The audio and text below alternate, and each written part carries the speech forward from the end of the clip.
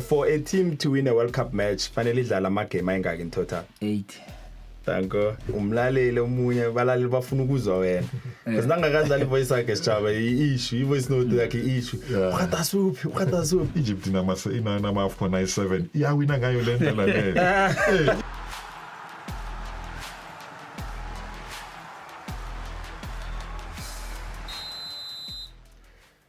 Kwamambala sibuyile godu iphikire phasi saragela phambili khuluma nawe nje namhlanje sesibone imidlalo elikhulu yonke 100 yemidlalo 104 efanele siyibone epikirini yephasi yakwa FIFA yamadoda eragwako lapha ehlagwini ye-America. Sicale ngaphakathi kwama semi-final top 4 ranked teams kuma FIFA rankings zizithola zingaphakathi kwama semi-finals. Sibuyile godu namhlanje noSichaba Mthwane onembileko kufikela nje ngehlangothini lama predictions wakhe kanti ngeduze kwakhe kuhlezi no Khadas umlaleli othanda ukulalelwa ngabanye abalaleli lapha emhathweni.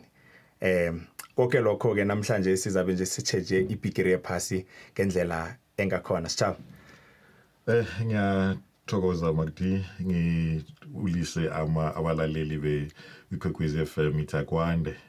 Ngibona nesmile sakho kumnandi ukuba nebonelo phambili prediction bese inembe nekumnandi inikezana nehope ukuthi yazini lento ngiyenza kusho ukuthi abalaleli bazobona ukuthi no lo muntu into ayenzayo uyayazi. Yeah man, uthe sihlogomela no way wenzile umsebenzi sicema sakho Spain sisese ngaphakathi sisese kuma semi final usajamile ekutheni ngiba bazokuthumba ipikire phasi ngisaselapho. McDonald ngoKhadas. Yeah, Dona. Grand. No ngimnandi Dona. Ngiyathokoza man ukuthi nami ngimeme. Ngizohlala nawe noSichaba. Hlala nabantu abaphezulu namhlanje. Yeah man. Now Khadas, sure. Kunjani ukwazi ukuthi kunabalaleli abalalela umkhatho bafuna ukuzwa wena ukuthi uthini ukuthi umlaleli omunye balaleli bafuna ukuzwa wena because nangakadlala ivoice yakhe Sijaba i-issue ivoice note yakhe i-issue ukhatasuphi so kunjani ukuzwa ukuthi kunabantu abalinda wena ukuthi bezwe ukuthi ucabangani ngezinto esikhulukhulu zemidlalo? Yeah, no ngiyakutshela wena Dona ukuthi into engisuke ngiyikhuluma it makes sense to them yabo, but it's a challenge because awusawazi ufeel free ukuthi now uthumele ama voice note uphe wakho umbono because you thinking what if I disappoint these people because they're expecting so much and when now you wanted to udlulisa umlayezo. Yeah so khona kumnandi yes but kubanzima sometimes because before you send a voice note fana ube sure ngestory sakho because awusathumelela ukuthi wena uphumbono kunabantu abalinde wena ukuthi ubatshelana. No man, siyawuthokozela umbono wakho khulu wenza amahlelo ethu abe ngcono sithembe ukuthi sakuthola nabanye aboKhadas ulubhakani yake lingakufihliko lokho. Udane kangangani na ubona uSkhwishi avumbuluka eTlorkop nengathi usikhwela ibhesi le Durban achinge Mayfair? Yeah. Well, kancane wena McDonald, kancane I was disappointed. Yena bengimfuna he had a good season neGolden Arrows. If I'm not mistaken, he provided I think 4 goals and 6 assists. You know, he was one of the important players. But obviously bengazi ukuthi Sundowns bengekimlise lula ngaleyo ndlela ukuthi a join iPirates. I mean the same Pirates ukuthi uluze ileague, you know, Giyo, you want to win the league back. Obviously ngeke ubavumele ukuthi ba to strengthen their squad and knowing Sundowns they can spend money to you know to boost their squad. So yes, I was disappointed but not ngaleyo ndlela because I just want the replacement yaga relevile Mufukeng. Then if I can get the replacement of Mufukeng then mina I am okay. Yeah, vele ngizokubuza ukuthi then usuggesta ukuthi ngubani onga replacer urile ngoba ngiyacabanga ukuthi iPirates yalikhloka iplayer eli dynamic njengorele njaya. I was hoping ukuthi iPirates ingathola uCassius Mayelula but ngithena ngizwa ukuthi ngathi sekasehloko obunaye then ngaphela amandla but mhlambe ke bangamthola uMahlambi from ETS Galaxy nanoma mhlambe angeke abe yi-direct no replacement angifuke but at least angasinikeza something ebengimfuna uCassius Mailula but yeah asekubhalile sesabona but I trust the management of Pirates. They don't disappoint. Yeah, they don't disappoint. Chab, when asukwazi ukuthi ufavor well Arsenal ekhaya asukwazi ufavor, but if you were to be given a checkbook namhlanje but sign only 2 players for the Kaizer Chiefs ungaba signela abantu nobani? Uqala ngagivele N1. Yeah, ngibalandela uMaduluti. Oh, yeah, enye player bayifuna bafanele babe nayo nje nguMaduluti. And then enye player ngathi nokusayina icheck abafanelanga uMabasa. Yeah, lo ku Pirates. Yeah, ama player ngawasayina ku Chiefs. well gentlemen, lezo ngezekhaya mhlawumnye izinto nazikhambe kuhle sakunande sibuya siziqoqe sizwe ukuthi lapho nibona njani iPikirie phasi iyaraga la. Ngifuna nje ukubona ukuthi nikhamba nayo na, yabona, before singena embuzeni quick fire questions nasewazi answer usiphendulele yona, right? Yeah. Ibholo, the official ball ye World Cup ayibiza ngeAdidas Trionda. Ngubani umdlali wokthoma oyirahe wayirathula in an official match yePikirie Pass? Bekezele Mbokani. Ngubani umdlali wokthoma odlale in 6 World Cup editions? CR7. Cristiano Ronaldo, yeah. No. Nang disappoint. To play in 6. The first player to play in 6. Ochoa? No, he didn't play Ochoa. Yeah. Guys, nang disappoint. Yeah. That's Lionel Messi. And because he came back, we did before. I think you are there. Lionel Messi udlale kuma World Cup i6, but there's only one World Cup angakakori kiyo ngiphi? South Africa. 2010 World Cup. Go. Sinepati. No. We don't have a goal like Messi now. World Cup. Amapala wethu Akawazi goal like Messi.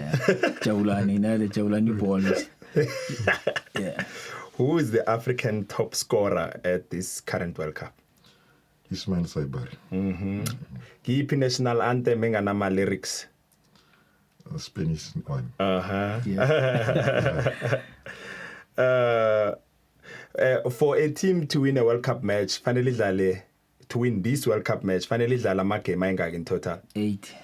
Thank you. Ngisiphi isichema esiwine World Cup 24 years ago? 24 years ago. Brazil. Thank you. Okay, no, nimnandi. Yeah, no, it's on your floor. No. Yeah. No, nimnandi. Angazi ukuthi sithomephi, but kengezwa kengabukana imidlalo eminingi ehlukahlukeneko ngendlela edlala ngakhona, but izolo we had former prime minister of Spain saying that yes, France is a good team, but they don't have French players, you know. And then the embassy of France, Spain, responded, yati, out of the 26 players be France, 23 ibelethelwe France, 3 ma French kodwa bakabelethelwa enarheni France. Umbuzo wami ngithome ngayo Sijabo ukuthi what makes you a South African? Kubelethelwa eSouth Africa namkha kubelethwa umuntu othi South African? Magdi kimi into important abazali ukuthi babuyaphi. If abazali bebabuya maybe uTswana ngibelethelwe ngapha ngumTswana. Yes, ngihlala eSouth Africa kodwa ngumTswana. Yeah, so ebazali na awuyingomama nobaba, like awuthathika baba uyisebenza uyibereka Spain. If ubaba wala eSouth Africa ngizoba wase South Africa. if ubaba waseBotswana ngizothi waseBotswana. Khatasweni ithatha njani? Ngibelethele South Africa. So I'm South African. Doesn't matter ukuthi ubelethwa ngubani. Nah, it doesn't matter for So me. if ubelethwa ngumama weGermany nobaba weFrance mara bakubelethela la eSouth Africa, we South African. Yeah, I'm South African. But what's the point ukuthi ngizibiza ukuthi I'm German, but told in German akanye ngafika nofika. Ngibelethele la, ngikhulele la, skolo ngenele la abangani bamboke bala, impilo yami la. So I'm South African. Staba, why do you think South Africans thola kunzima ukwamukela players aba naturalized wako?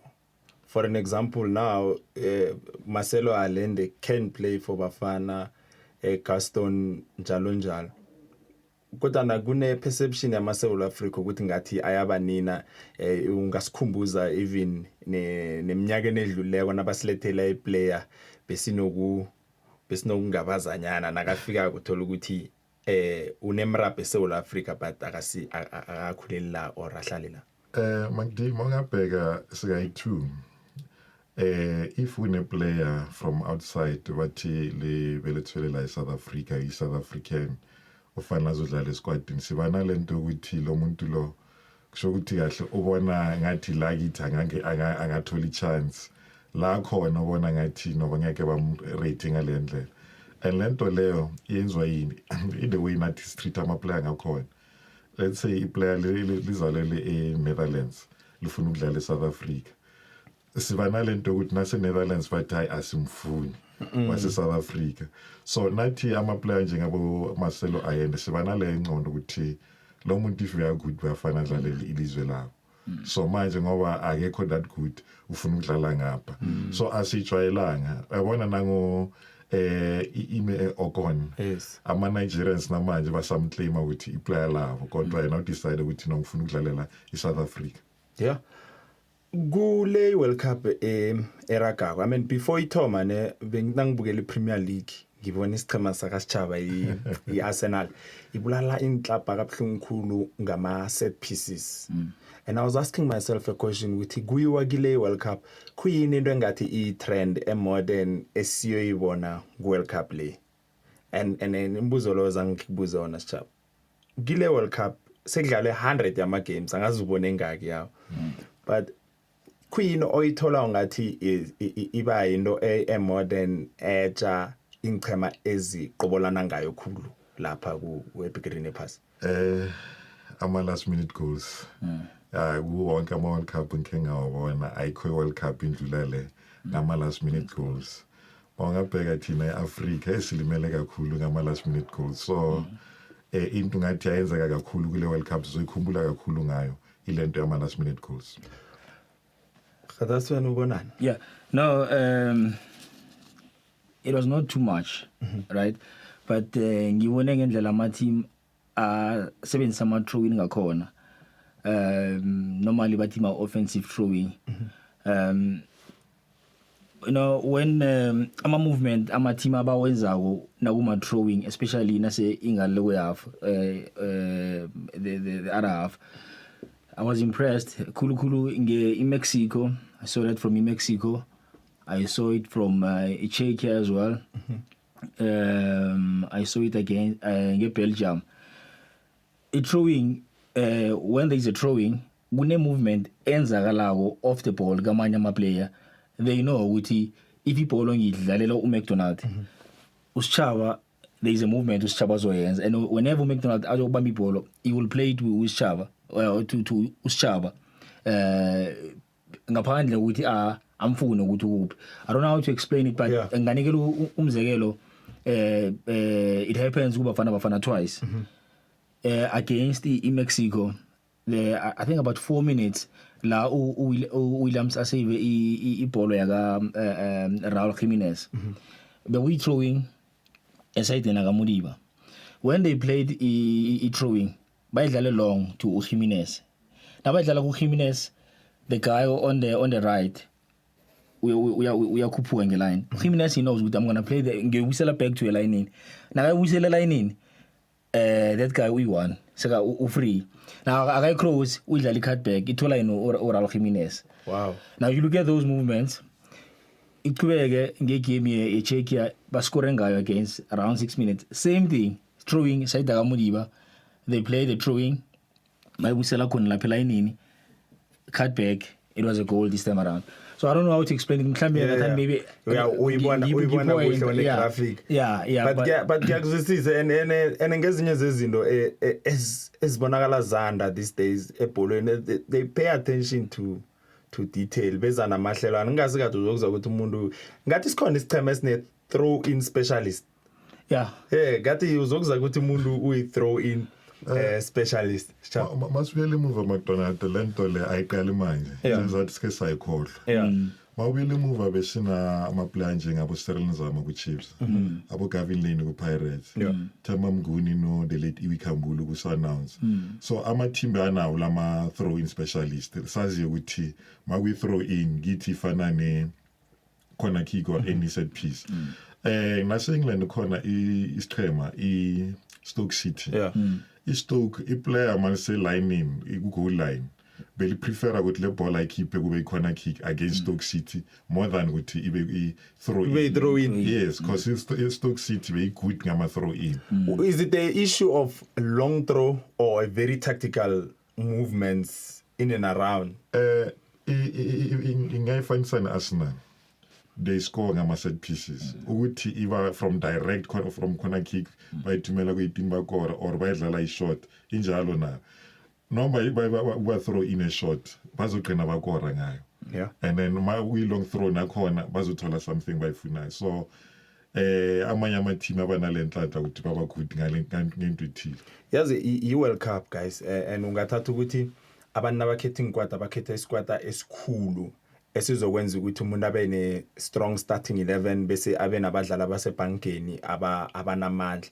Kodwa nakezinye ingchema uthola mhlawumnye ucoach ubethe starting 11 esangendlela simixe ngakhona, kesinye isikhathi ibhanka lakhe alimhelebi. But I realize especially ngenhlapa lezi ezi4 kuma semi-final ukuthi amandla wama bench wazo for me were very key. I saw igame eSpain kungena uMourinho kungena no Ferran Torres and suddenly igame enye ithatha level isaphezulu. In the following game kwazi ukuthoma uFabian Ruiz uPedro wathoma ngaphandle. So ipower yama benches le ngendlela oyibone ngakhona Khadazi, uyibona njani ukuthi icakatheke kangangani uthi mhlawumnye ngisiphi isichema esiyithola kuhle khulu? Yeah, no, it is important when a McDonald, especially now nabadlali abasezingeni abanengana ngoba you look at England, what Thomas Tuchel did against ETRC, uthethe uGordon wambeke benchini, but ekutheni ukuthi amagame adluleko i2-3 bekathoma ngaye. I think now you have to understand your opponents. You have to understand your opponents. Now, when he came in, no Bukayo Saka, Gordon provided 2 assists to Harry Kane. With nano unganaye a field in the game, you're not worried because no one gain level. We are wearing some savings. I think it talks to the quality of the players you have because you look at Bafana. Sorry for words Bafana because I think nabalaleli bazoyithola kuhle. You play with Thapelo Maseko, it's fine. We are born to diniwe. You when as a coach you are scared to keep with Thapelo Maseko because you're not sure with the player ozomfaka uzo deliver according to ngendlela unothapelo Maseko umfuna ngakhona na. But I think for me it has to do with the quality of the players that you have or the ones that you selected. But yes, I give credit to England. I think bayithole kuhle nabo ne Spain njengoba usho ukuthi uMourinho the past 2 games ubawinile the 2 matches. I don't know what the coach of Spain bekafuna ukwenzani when he played Uraus ahead of uPedri. Mhlambe ngenye into bekafuna ukuyilingelela le ukuthi mhlambe nasiya kuma extra time I can bring in uPedri Okay. angayithathi igame ayisephezulu. But yeah, no, it talks to the quality of the players you have, because you plan according to the strength of your opponents. Ngeke wafuna udlala uSaka against DRC, uthome ngayo, uthome nangoSaka against you know, yeah, it talks to the opponents as well. Yeah. Ngivumelana noGadase. Wakabheka some of the teams ngoba inzi lineup. Ama players ebenchini is not because of our aswafaki ngoba sesiphelele nge11. But asebenchini because of any reason. Bazi ukuthi even if esiqala ngoMcDonald besase right. Ngithanda ukuqala ngeBelgium. iBelgium nayo enye country be ibench yabo basebenzela. Unfortunately ngegame yokuqina ila ibench yabo ibabulele ngeinjury yakakhothwa ngoba uthema kalimala kwangena uLamens, then wayenza imistake leba amkore ngayo. And then ubheka iSpain neEngland, ama-team ama-bench wabo bawasebenzela kakhulu. Mawukhumbula England ngathi ine 3 to 4 assists, not ngama-goals, ngikhuluma ngama-assists kuphela from the bench. Lento leyo ikutshela something. And then ubheka mabashaya iBelgium nakhona igoal yabo yokuwina kahle kahle ibenchini because of Morgan Rogers beyabuye ebenchini mazokhona ukushaya ishot, and then igcina i-goalkeeper ayiwisela emdlalweni. Mawubheka ama-numbers makdi sine 53 goals from ama-player abuya ebenchini. Wow. 41 ama-assist from ama-benches. So lento leyo kutshela something ukuthi ama-coaches awakubeka ebenchini because of akuna space, akubeka ebenchini because of ayazi ukuthi mawuzongena akhona ama-changes uzoyenzayo. Yeah, kuneplayer njengoKobe Mainoo elingakabi ukudlala at all ukufikela nje esiqhimeni seEngland. Na ungakabi ukudlala toti nje likhona ithemba lokuthi ungangena usenzele umsebenzi njengoKobe Mainoo njalo specifically kuEngland. Namka simhlabile and ngiyabona ukuthi kuyacomplain abo Rio Ferdinand everyone sikhulukulu abachemene Man United ba complain. Yeah, Magdi waze mangabheka ibhola England kakhulu abalandeli beManchester United baqishe baba ngcondo ifana nathi la eSouth Africa ukuthi asisupport i-national team yethu, support ama-team wethu ku-national team. So uKobe Mainoo ungena ku-national team uyabona ukuthi kahle ngathi bayenzela ukuthi at least sibe ne-player ebuya ku-Manchester United. Ngoba mawubheka akuna game uzothi mara la besingamfaka sayenza into ezi-right uKobe Mainoo. ayikho sharp. No, kuya ngamayikho. Mawubheka i-squad se-England ebe nama-golden generations before, but this one was strong kakhulu. Ubabheka from ebenchini. Bengiyenza le game yabo badlala ne-Norway. Bekuyi-1-1 mabazofaka uMorgan Rogers, bazofaka bakhipha uO'Reilly, uNico O'Reilly, bafaka uSpence. Uyakhona ukubona ukuthi quality nguquality, and akunalento ukuthi manje sosokola ngoba bafake lo. Bathe balila 2-1 babona ukuthi uBob usokolisa uO'Reilly, and then umsokolisa ngani because of bayazani from Manchester City, bayazani from development Manchester City.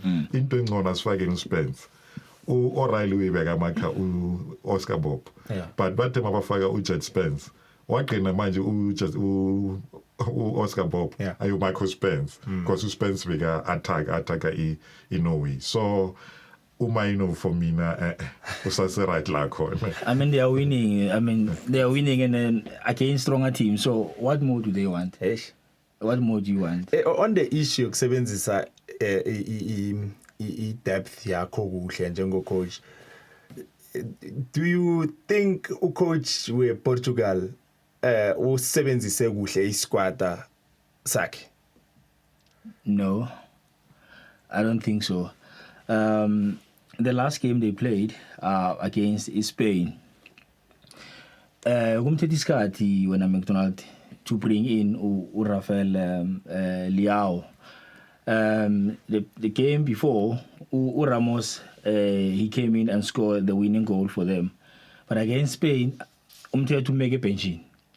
You know, you can see with Cristiano Ronaldo is struggling on the day. Yes, it's Cristiano Ronaldo. He did well for the nation. mthathu umeke benchini bring in uRamos. Yeah, sicaba ngifuna umbuza because wakhuluma ngaphambi kwe-World Cup wathi iPortugal amathuba ayo maningi without Ronaldo playing than with CR7 playing. Ngiyakwazi uthanda i-tennis as well. Ngu Serena Williams, Cristiano Ronaldo, Novak Djokovic, Nadal. Babantu abenze kuhle kezemidlalo and then abazimbonele ezikulu. Yeah. Kodwa na kuvela ngathi babhalela estikini. Are we justified to say maybe it's about time babeke pass, or just like they normally say bathi azange nasibiza ukuthi sizokudlala so aningazositshela ukuthi silise. Yeah. You know, with Cristiano Ronaldo, siyazi wena McDonald ukuthi into emenze ukuthi abe khona in this World Cup. He was hoping ukuthi mhlambe he can win the World Cup, you know, with Portugal this time around. Ngoba every time abantu nabakhuluma ukuthi akana World Cup. So kancane, you know, ngiyamnikela igrace in this World Cup with yes behangaba khona, and I was expecting abo Bruno Fernandes, abo Vitinha to actually try to fight for Ronaldo in this World Cup, you know, and give it everything. Sibona ukuthi can we assist Ronaldo to win the World Cup now? Njengoba uchile, you know, of ukuthi you know kuba ne problem la ukuthi I and instead of we, and uyaziwa vele ukuthi even the illness, if you remove I ufaka we iba i-wellness nasiyenza sisonke. But I was expecting mina at least abo Neto to actually fight for Ronaldo and to have Ronaldo, you know, on the pitch. For me, it was supposed to be a motivation for our Bruno, and to remind them to say, let's push this guy. Because I mean, we've seen Argentina sometimes, you know, Messi, I told him Kambe Angasi on form, but they will push. Yeah, they will push. But Chaba wana bokholwa ukuthi bangamlwela balwele ukuthi awini World Cup kodwa na ahlezi ebankeni. Who do you look at then? Do you look at the coach for keeping him as long as he did ngaphakathi tatawini namkha ama-player ngendlela atsho ngakhona ukuthi mhlawumbe akakamlweli enough ngoba izazi ziyatsho zithi i-France idlala to ama-strength ka-Kylian Mbappe, that's why simbona China same ngo-Lionel Messi, same nge-Norway ngendlela edlala ngakhona. When do you look at the coach ukuthi umbanduli mhlawumbe uriyadise konke lokho ngokuthi amgcine isikhathi eside ngaphakathi eground namkha abadlali abakamlweli ngokwaneleko? Mati ngizoblame icoach. Mangabheka uRonaldo nale debate ya iGOAT i-affecte Portugal kakhulu ngoba bafuna ukulwa ukuthi babuye egaming ngoba masikhuluma iqiniso uMessi uthe kancane kuRonaldo. uRonaldo igame yakhe yokugcina adlale kahle kuSpain uPortugal was 2018 badlala iWorld Cup mabadlala neSpain akora 3. That was his last game. Aperformile ukuthi uyabona lo muntu ufela icontract. 2018. Yeah, khuluma ngama international events not ama qualifiers. Yes. Then suka ku2018 siya ku2020 iEuro. iSpain iPortugal bengadlali kahle because of every ball bayidlalayo ifanele idlale kuyi. Angithi sisuka ku2020 siya ku2022 World Cup iPortugal bengadlali kahle ngoRonaldo. From lapho siya ku2024 Euros bengadlali kahle ngoRonaldo. That's why ngibe nesibindi sokuthi aba fans wa Ronaldo bangangizona ngina problem. But iPortugal ayidlali kahle mabano Ronaldo. Yeah. Khona umunye uyenze ijoke mabaqeda ukudraw neDRC at the 10 man Portugal idraw neDRC 1-1. angithi Oh. yes Amayelana. yeah because of badlale ubona ukuthi uya struggle and akukho wrong ukuthi umkhiphe or akukho wrong ukuthi umfake last 10 minutes ngoba even if akakori but siyazi ukuthi uyenzeleni i-count so kule World Cup mabadlala ne-Spain ube effective kancane first few minutes from lapho waphuma why bamjwayele lama player wase-Spain And okunye ebekungirara khulu ngePortugal ukuthi they were boasting one of the best midfielders in the world, or they still do. yeah In Vitinha, João Neves, Bruno, top players, but somehow zange sibabone like yazi uVitinha yeah as McDonald mangabheka ama-team ama-quarter finals or ngithi aku-World Cup i-midfielder beyi-strong sazi ukuthi le ingakhona ukuhlangana approach ama-results bekuye-Portugal ubheke uVitinha madlala ku-PSG lo muntu lo beyayithwala i-PSG ayibeka la imahlombe wakhe umthola everywhere. Is it the system or nguye is just failing to show up ku level le ngoba bakhona ama player anjalo. Remember Paul Pogba says the same thing. I-system or players around him or nguye ubhalela ku-adapter at that level? Mangabheka makdi khona into eziningi zenzakalayo.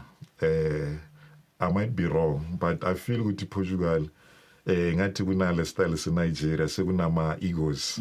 Yeah kusana lento ukuthi sinto i1 njengeArgentina.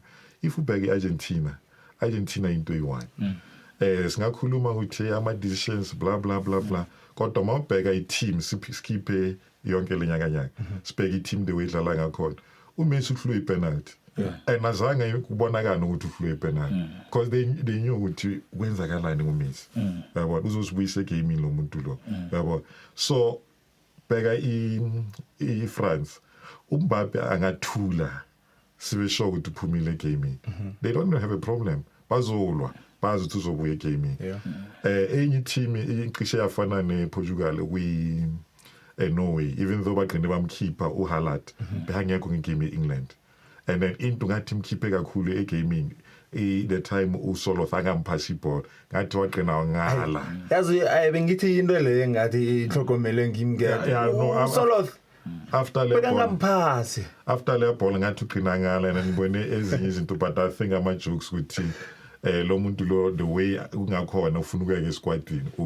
uHaaland uyabona but I just hope ukuthi ama jokes so now in Norway bedlala ngama player 2 khuluma iqiniso yeah the rest beba ama supporting but uma movie bathi kunama extras yeah we support if Odegaard akaqhuli Norway bengajive yeah ma Odegaard athulile iyahlala ithule eNorway so ku Portugal bebanganayo le player njengale ukuthi ubani ufanele aphakamisa isandla siya ku-Argentina khona le player uParedes uye umuntu bayenza ukuthi Argentina idlale yeah bewumthola phambili umthola emuva umthola everywhere and then every department yabo bebane such a player emuva bekuno Lisandro Martinez umthola ngapha nangapha umthola na ku right umthola na ku left usemuva kumedlelo uno kodwa naye Martinez silwane sihlukileyo ku-Argentina than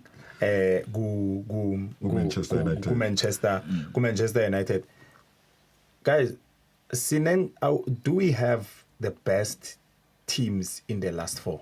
Ngokwena ukubona namkha mhlawumnye ni ngama analysis wenu benibona ngathi sikhona esinye befanele sibe khona ngazi sibe ngese4 5 njani uthana do we have the best 4 teams kuma semi final namhlanje mina kuyami predictions yes yeah onke le 4 ile bengiexpectile and then bengisakhuluma nama friends ngithazini mina iWorld Cup angiphelile angisananda ukuthi thathwa ubani yabona because of lama team besides ukuwathanda and then ubheka iplay yabo England singayi criticize ukuthi hey is coming home mara igcina ingayanga but mawubheka iplay ne commitment ama player wase England yakubonisa ukuthi team idlala njani ubheka iSpain siyazi ukuthi kwenzakalani ile kwama favorites sibheka iFrance benga expectanga ukuthi ingadlala ngendlela edlala ngayo iFrance kodwa uyabona yenzani ku World Cup and then into ngakutshela noma ngithi even if ingabahlula iFrance this time iWorld Cup the next one bangayithatha ubheke isquad banaso ubheke age yalama player baku ubheke neunity khona ku France. Yeah, no, I just want to add to what Chaba is saying and what he was saying before. In a way, Ngo Haaland. I don't know if you noticed, Nabahlula Brazil. He only had 13 touches, 13 touches the whole match. Yeah, and then in those 13 touches, I think Gorakele 4 Ipale. Two was a goal. What he was saying, with the sometimes you don't need the player to be on form. I think for me, the 4 teams that we have, yes, these are the best teams. Any club based in Norway. I'm looking at I'm gonna refer here. The big chances created. If you look, if France created 27 big chances, followed by England with 25. And then Norway 22, Argentina 20, and then Spain with 17 chances. So all of the 5, these are the top 5, teams that created more chances. And even if you look at the goals scored, Argentina they scored 17 goals. France they scored 16, and then they say you have England, they scored 13. Spain 11, but at least they considered 1. So with Spain I understand, because everyone that is playing against Spain, they want to play a low block, So and also if you look at the some of the the best players in the tournament, you have Kylian Mbappe from France, with 11 goal contributions, 8 goals and 3 assists. Same with Lionel Messi with 10 contributions. Scored 8 and assisted 2 from Argentina. Jude Bellingham, 7, 6 goals and 1 assist, from England. These are the 3 players from the 3 teams as we semi-finals. I don't know what happened to Mikel Oyarzabal, because at the beginning of the tournament he was doing very well. Maybe our coaches they identified the threat. We say if we close this guy, is Spain. But for me, these are the best teams in the tournament. Kuma semi-finals. Chaba, why do you think the 4 deserves with this semi-final? Okay, does mention something ngithandayo. Ukhulume the big 3 players adlala 3 different nations, and then singa-add no Mbappe. Mawungabheka le World Cup, in fact previous World Cups akusikaningi uthola ukuthi ama big stars sonke aphakamisa izandla, but this one every team, every country ebeyine big star sibone baphakamisa izandla. And then mawubheka i-performance yama team siqale kuma club levels wawo ngaphandle kweArgentina, but mawubheka the 3 ase Europe, ubheka ama team wabo utadlala njani. Spain sibonile iBarcelona idlala njani, and then ile nto bayidlala ku Spain ile yenzwa iBarcelona. And then England siyazi ukuthi ama team ase England ay 3 ayi kuma finals we continental club football. Then siya France ama champions we Europe club football. So lento le reflected to the national teams. And then ubheka Oyabesa uthi ubani Oyarzabal yangibhayisela le gama. Mawungabheka ngo-2010 my World Cup ila South Africa, Spain beno David Villa. First few games bekashisa, but towards the end of World Cup bese ngasambona the level the more kaloku focus kule player lithi ingozi is the more Spain iba dangerous, ngoba manje everyone uthola amathuba okukora. Uyabona, the more nithi no sifanele simakhe ubani. I-strength of Spain ukuthi every player ku Spain is a ball player. Kuwonke lama country 4 akuna country idlala ibhola njenge Spain. Every player is Spain, even no goalkeeper bamthemba ukuthi singaqala ibhola kuye. Now Ukhatha soveza indaba ukuthi ama-team amaningi adlale ne Spain bekaya ngelo block njalo njalo. Kunzima ukucabanga ukuthi France can adopt the same formation against Spain kuma semi-final. Ucabanga ukuthi kuyokwenzeka lana in terms of formation Spain France versus Spain nangendlela ezokudlala ngakho. Do you think siyokubona indaba yokuhlala yani siyokubona umdlalo njalo lapho imagine umdlalo njani? Magdi wazi into inchaza ngeSpain. They don't care ngeopponent ukuthi idlala njani. Bona badlala ibhola balaziyo. And then akuna country dlala neSpain izokutshela ukuthi asibashaye ngeball position. IFrance they know ukuthi bayo struggle ngeball position. Sure. But into iyonceda iFrance kakhulu speed because of ama players France most yabo by speed. And then siyazi impi yaka Kubashi no Mbappe. Yeah. Even though ukhona kumshaya ngama offside trap, but sesiyazi ukuthi kwenzakalani between the two. Yeah. Khatas lapho ulindele umdlalo njani? I think kuba umdlalo of the two semi-finals. This one Final before the final. Yes. Exactly. Final before the final. He's right. Kuzobanzima to manage Mbappe. And you still have Olise, that guy, man. Onelihlo lokuthola igap ayifaki ibhola.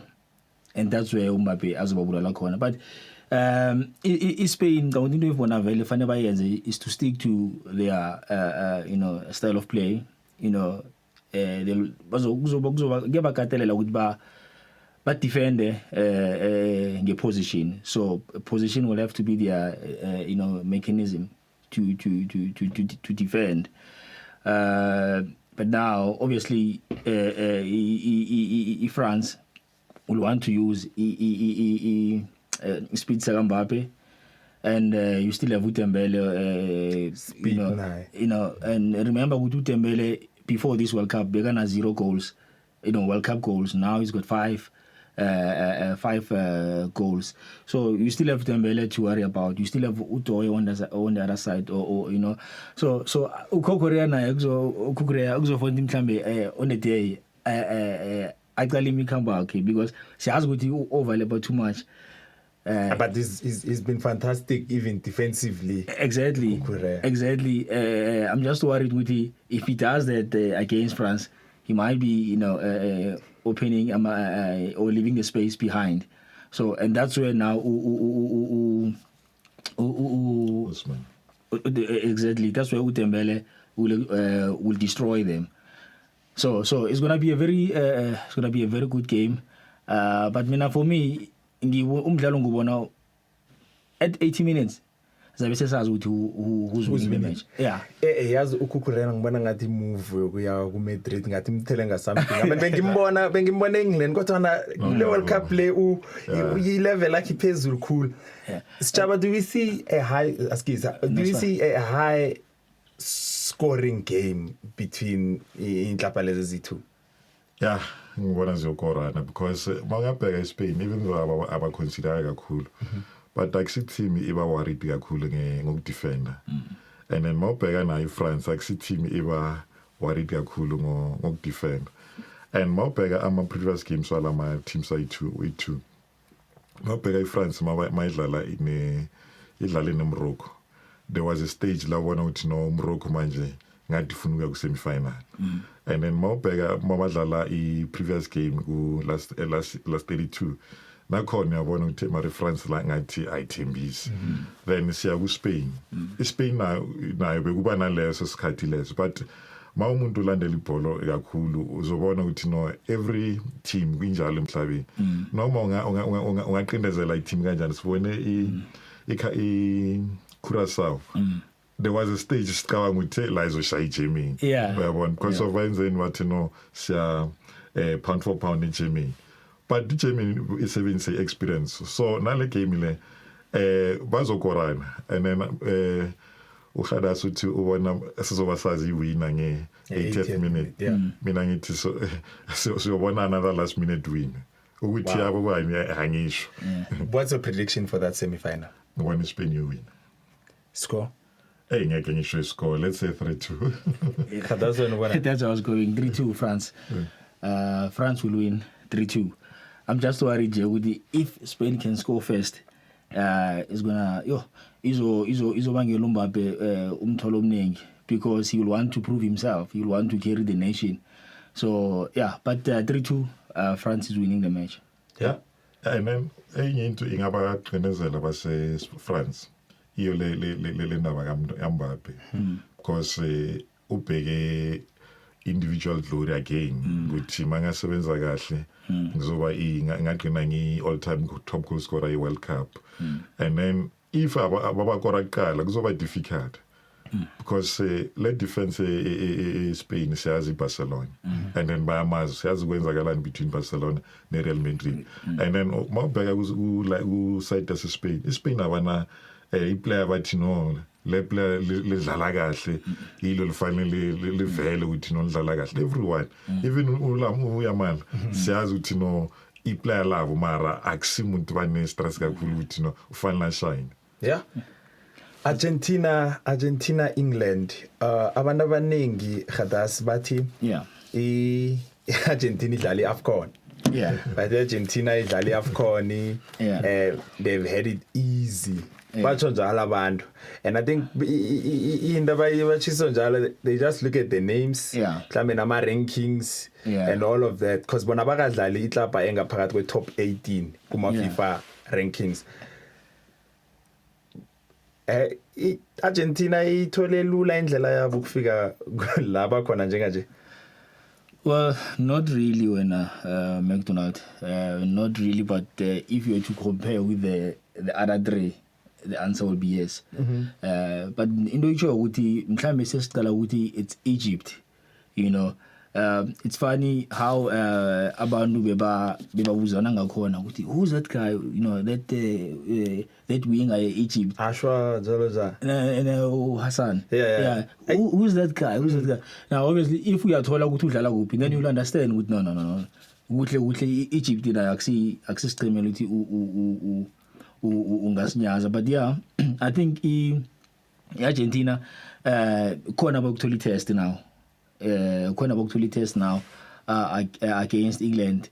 Manje ke ngoba yazi ipi Argentina ne England njengoba usaba you know ukuthi weyithanda history yawo isuka kude ke hand of God. Before that, it's outside football, and I think it's called Falkland War. Yeah, isuka lapho So bafunda bona nabangena ngeground iyaqhubeka, and then bese ke the hand of God vele yenza izinto zaba worse. But ke you know I don't there's a guy uJawi ewuyithanda Argentina uzokutshela ukuthi after Maradona akora you know ngesandla the celebration Argentina bebangajabuleli nje ukuthi ukorile ukuthi ukore ngesandla against England ngine bebayijabulele cool. And also if you remember in 1998 I think it was a round of 16 la uBeckham athola khola I red card and people felt ukuthi behanga avoid the red card and they played 2-2 Argentina ya winning ngama penalty. You know, people in England bayifuna ihloka Beckham. They were angry with how can we lose to Argentina because of your mistake. And then luckily in 2002 as a captain now he rectified his well not rectify but he found redemption. You know, they won 1-0. He scored a penalty. Laba wisekona Michael Owen in the box. So yabo ibethanize lapho ukuthi it's modern football. It is modern football. But looking at the form, the Argentina man defense yabo iporas. I think out of 6 matches so far, but conceded in 5 of those matches. Stand to be corrected. But Bana England, they both conceded the same number of goals, 6 goals. Umehluko with England when you consider more goals in one match. Njalo. But Argentina won each and every match they concede. So yeah, if you ask me the predictions, I will say England iyadlula 2-1, even though it's going to be difficult because Argentina 90 years phezulu kwakho. Yes. Chaba, this one,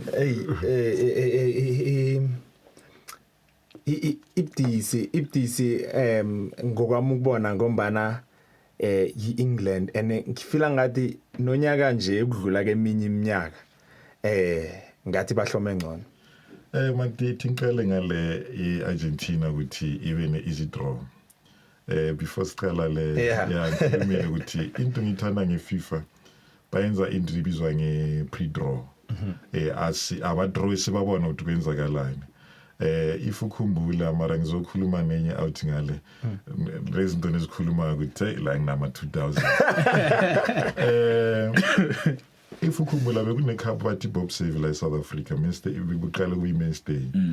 I-draw yakhona i-Nedbank this day. Before bebadraw kayi-1. Ukuthi okay mawuwine ku-last 32 yakho i-opponent yakho kuyoba bani ku-last 16.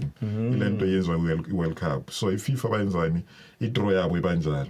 Masibheka i-Argentina idlale ne-Cabo Verde ku-last 32. And then i-Cabo Verde beku-same group ne-Spain, Uruguay ne-Saudi Arabia. Then siya ku-last 16. I-Argentina badlale ne-Egypt. Egypt ishaye i-Australia. And Egypt la beyikhona beyinabo Iran, beyinabo Belgium. So uyabona ukuthi yes singathi idlala i-AFCON, yes singayenza le joke le, but akusukuthi bayenze ngamasibongo. It depends ngama-team ukuthi aperforma njani ku-group stages. If ama-team anjengaboPortugal beyaperforme kahle group stages bezogcina kuhlangana ne-Argentina before siya kuma-semifinal, so i-draw. Then mawubheka i-performance ye-Argentina ne-England impi yakhona ukuthi yobanjani njengasakhulumile uGadas, it's out of football impi yakhona, but I think i-team iku-pressure kakhulu i-England. Yes banoMessi Argentina bafuna ukubona ayenza into zabo mara mayidlala i-Argentina you can tell ukuthi labantu abana pressure ukuthi Messi must score. Basidlalela ibhola labo kahle ukuthi mayitholile chance ayikore. And then when it comes to defense, I see mnandi. And then masi compare nale Argentina ithathe i-World Cup le icishe yafana nale yango 2018 le ukuthi bengadlale kahle le emuva i-Argentina, but I think manama quality players, even though kuya ngami Argentina ina bench. Yes. Compared to the other 3 teams, Argentina in a bench. So, what then is your prediction for Argentina, England? Ngikazwa ama-fans wase-England angikhaza. In fact, kunama-fans angikhaza emhlabeni webhola. We-England ne-Argentina. Argentina. Because labantu laba siyasho sithi stand ibhola mara labantu lawa you can tell my team yabe winile the way bajabula ngakhona ukuthi lento le bayayifila. So ngicabanga ukuthi Argentina yondlula. Ngisho njalo England under pressure and sibonile mayidlala ne-Norway ukuthi maba under pressure badlala njani. So that means then Spain Argentina final ngokuya ngama predictions zakho kubani win World Cup? If we are Argentina and Spain, you win Spain. That's Argentina and England. No, Argentina. Argentina. No, not Argentina. England, France. And France. Final. Yeah. When England, France. Sure. And then you give it to Didier. France is winning it. France is taking it. Yeah. Jose Mourinho, this is the last question. This is the last question. Jose Mourinho gave an interview. Jose, bambuza bathi ngiyiphi game ewanongabuyela kiyo uyoyi-manager godi njengombanduli. Uthi igame ya Roma ne-Sevilla final Europa. Acoacha i-Roma. But with a different referee. There's been a lot of talks around referees in this World Cup. Is there a game that you'd want to uyibukele kodwa even nosofengwana ohlukileko, and also uthini ngekulumo ethi abosofengwana bacheme khulu ne Argentina angithome ngayo sha? If khona game ngathi no iphinde kube ne different referee kuzoba England neGhana. Yeah, azange be happy nge-refereeing yakhona. And then when it comes to Argentina, I think le debate yaka CR7 no miss iyo sometimes senza ukuthi singabona izinto ngendlela right. Ngoba izinto nginokuzwa ngizibona na kuma social media complain ngazo siyabalandeli bebhola. Ezinye uyazibuza ukuthi mara lo muntu uyayithanda ibhola, uya understand ama rules. Ngoba into sikhala ngazo ezinye azenzi sense ukuya ngami. Ngizoqala ngale igoli Egypt le VAR iphikile. Uthi bathi no ibhola isuka kude.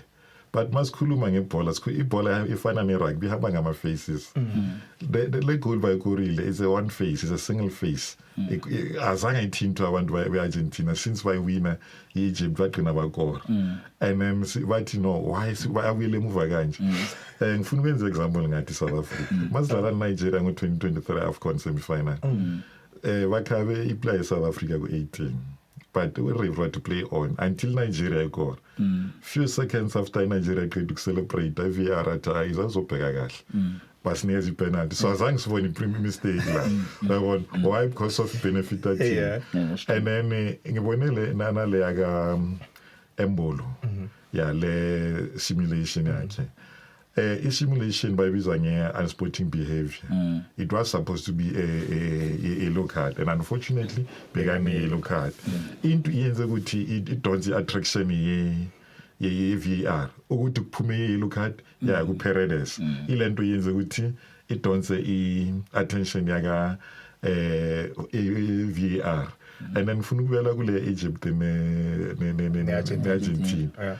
Ngibonile bayacomplaina abantu base-Egypt nathi abanye siyacomplaina ukuthi no le goal e-Argentina bekufanele kube penalty e-Egypt kodwa uma ubheka le play e-Argentina uwine ibhola kuqala bachayisene ngenyawo not to say uyamkhava bachayisene and then mafuthi ngifuna ukuma no referee ngalelanga Egypt nama AFCON 7 iyawina ngayo le ndlela le Egypt ihlale wina ngayo le ndlela le akusi country ngakhala ngo-referee uthi wenzani so kodwa umuntu othi angiyabona naziza kubo referee ngizweli even naku Champions League bona inhlapeza Egypt bathanda ukuthusela ureferee baba aggressive ku referee aqine aba exciting labo abanikeza ama penalty angekho angithi bebafanele baroje kodwa barojwa ngokuya ngami yeah ama decisions waka referee ngalelo langa abe spot on ukuya ngami ngoba ngibone few incidents le favor Argentina awavele kuma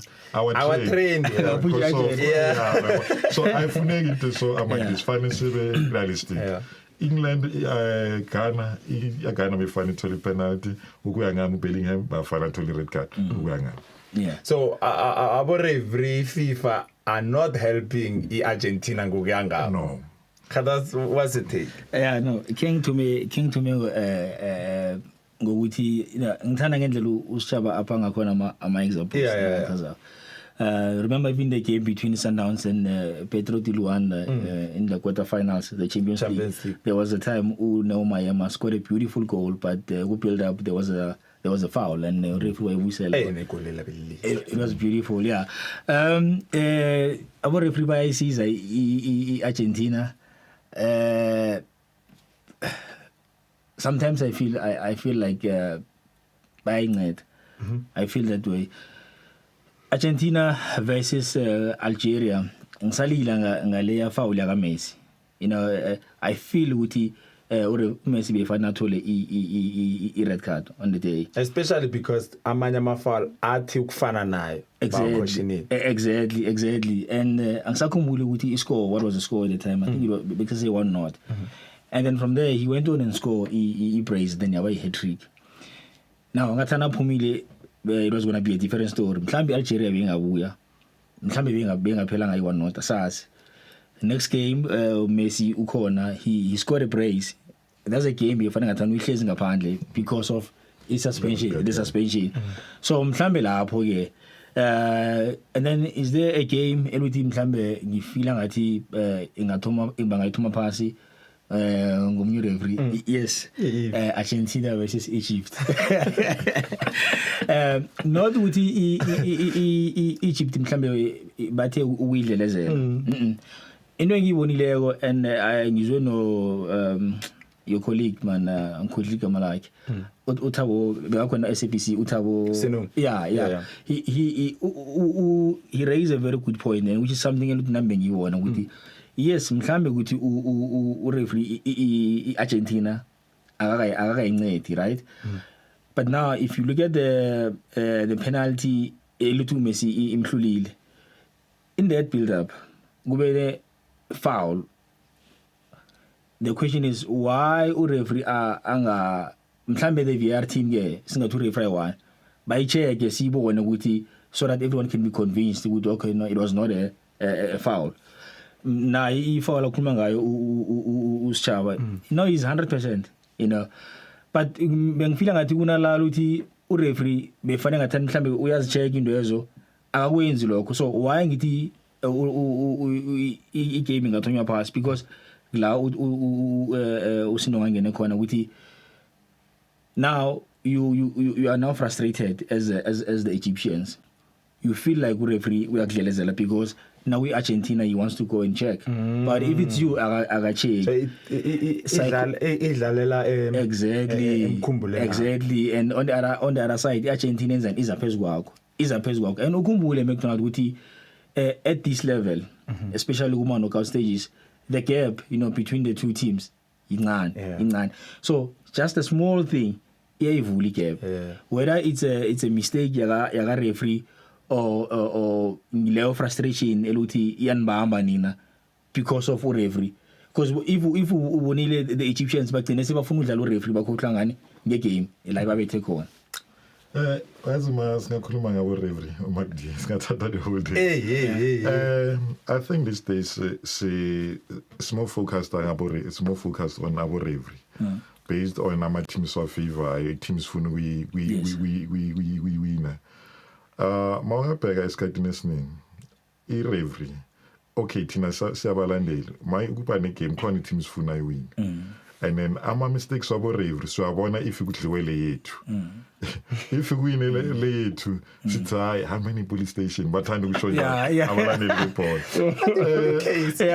mawungabheka Magdi I'm not a big fan of VAR ngisho a million times lento le angifuni VAR because at the end of the day VAR kusebenza umuntu onama emotions njengathi umuntu one team akunakuthi referee ngene game inathi ngiyoba fair khona la usho nani bahathi ninawo yebo yabona ngeke sifihlele and then it's much easier manje masenzi World Cup because in South Africa manje in South Africa akunakuthi imari bayabonakala ukuthi ufuna iSouth Africa win so if VAR Magdi mina angisupport nakancane igame yami yokuqala ngenza iBrazil neMorocco le ukuya ngami ngibelieve ukuthi uHakim was supposed to get the red card ukhona la khabe uVinicius Junior but mawubheka ibuyela kulento sithi ama big players aphakamisa izandla even nabo referee baya protect ama big players true into ebhlungu Sishaba ke ngima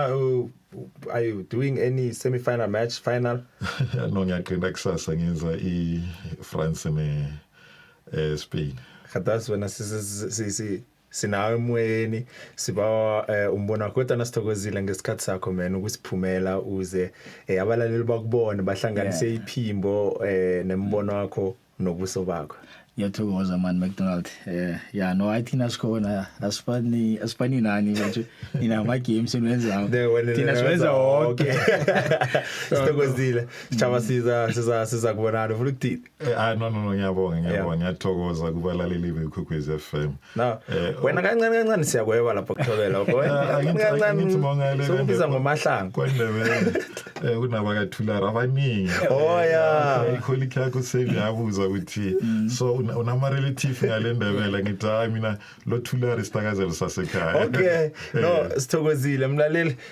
kuzwakele nawe ke sifuna ukuzwa ngakuwe on the comment section ukuthi ngiziphi ngichema ezimbili obona zizakudlulela kuma final bekodwa ke ngisipho bona siza kuthumba ibigiri yephasi. Sithokoze kukhulu kwamambala bekube sesikhathini esizako. Sharp.